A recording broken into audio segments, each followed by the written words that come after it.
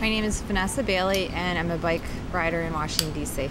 I started again most recently, probably about a year and a half ago. I've found that I really enjoy it, and it's faster than taking the metro anywhere, and it's free, and it's just a really efficient, easy way to get around. And I just enjoy riding my bike, so it's kind of weird. I think I'm probably the only person I know who has fun getting to work.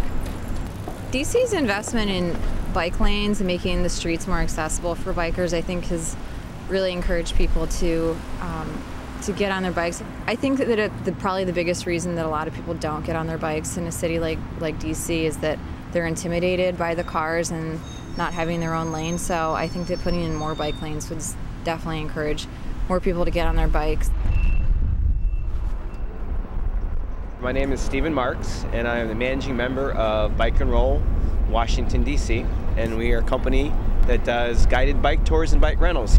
I would say from a tourism perspective, that a lot more people are looking for greener alternatives, more intimate experiences, so they want to get off the bus, get up close and personal, exercise, not make an impact on the environment.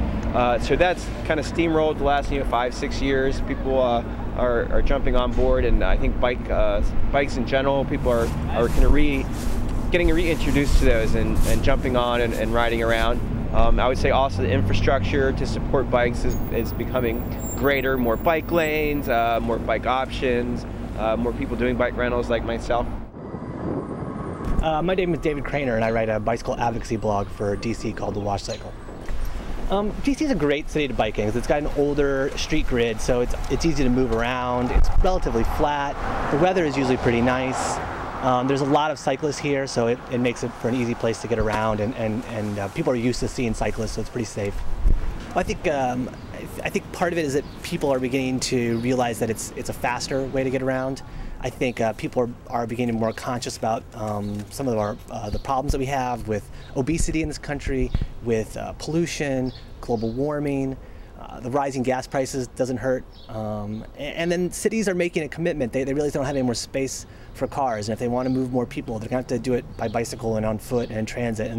And so the cities are really making a commitment, and federal governments and county governments, and at every level, they're really making a commitment to bringing more cyclists. The relationship between bikers and cars specifically has been pretty tumultuous, I'd say. I think that people tend to favor whichever mode of transportation they happen to use. So cyclists tend to say, cars are the bullies and they think they can do whatever they want. And then people who drive cars say that, cyclists are jerks and they cut us off and they act like they own the road. So I think that cyclists should be treated more like their cars. I think in an ideal world, everywhere would be like Amsterdam, and bikes would be treated like their cars and have the same kind of right-of-ways and everything. I think that the solution would be to have more bike lanes, have more available information about what the rules are exactly about who has the right-of-way, and just have more of an even sharing of the roads between bikes and cars.